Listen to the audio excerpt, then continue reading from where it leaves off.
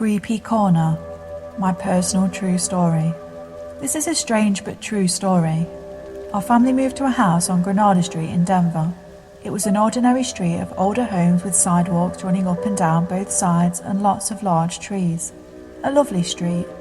The boys were in 1st and 3rd grade and the neighbourhood was brimming with children, especially since the elementary school was only a few blocks away. It wasn't hard to meet the neighbours as the children were always playing outside and we quickly became friendly with many of them.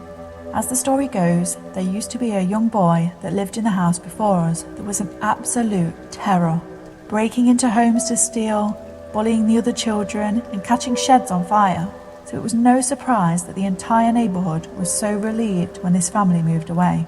That's all that I know. At the time I was working at a Christian book and music warehouse. They had an album bin where record albums were placed. They were very inexpensive, so I would pick up records for about $1 a piece.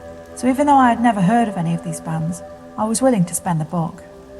I would play these records a lot, and many of them were excellent bands like Petra, Sweet Comfort Band, Second Chapter of Acts, etc.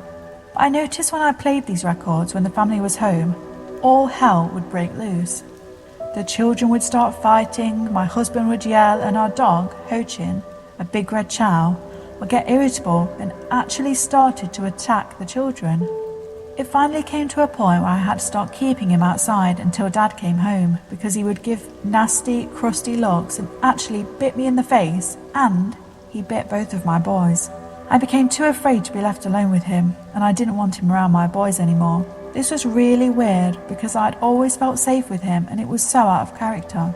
Now, it's not unusual for most families to have their children argue and fight from time to time, but I started noticing this seemed to escalate every time I played these records. Incidentally, I still have them and I still play them.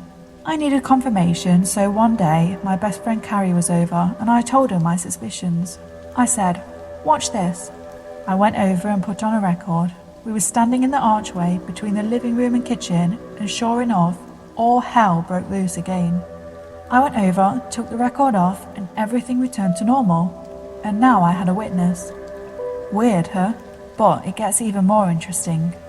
The living room was brightly lit from the large windows that covered an entire wall. There was lots of sunshine. It really wasn't creepy at all, but I was drawn to and kept looking to the southwest corner of the room. There wasn't a shadow or anything that I could see as to why I would keep looking there, but it was like a magnet, and my eyes were constantly darting to look there often. During the day when I was home alone, a deep, dark depression would envelop me completely and I would just cry and cry. There was no reason for it, but when this feeling came over me, I truly did just want to die. I'm not kidding, and at this point, I wasn't putting two and two together. But one day, I was so overtaken by the intense sadness that I collapsed to my knees and with my face in my hands, just wailed and wailed like I'd lost a child. I happened to be in the living room just underneath this particular corner. Then I felt a hand on my left shoulder and I immediately and completely forgot what I was crying about. Over 30 years later, try as I might, I still cannot remember what I was so upset about. This feeling really freaked me out because there was no one there. I'm not saying it was Jesus or my guardian angel. I really can't say. I guess I'll find out what that was all about when I see my life review. I'm just saying I had a religious experience that cannot be explained. I never talked about it because I thought people would think I was nuts. But having access to all those books at the warehouse and being an avid reader, I soon found where other people had the experience of the hand on the shoulder. Although their experiences and situations were different than mine, they still felt the hand and the comfort that came with it. When I read this, I was truly relieved, as it confirmed I was not crazy. But I still never told anyone, not even my family or my best friend. It was just too weird. A few days later, after that experience, there was a group of children out at the end of our walkway, standing on the sidewalk. I was in the house with the front door open, watching the children through the screen door. I had one of my records playing. I was actually standing in the exact same place in the living room where I had the touching experience. As I stood there watching the children, all of a sudden there were 3 bright, blinding flashes in rapid procession that came from that corner. It was kind of like the flash on a camera, only very much more intense. With each flash, I spun in a circle saying, "What? What? What?" And immediately after, one of those children started screaming bloody murder. and took off down the street like a bolt of lightning. I, of course, promptly ran outside to find out the who, what and where of what the heck just happened, and all of the children were looking confused, and I said, "What on earth was that all about?" Well, one of those children was the boy that used to live there.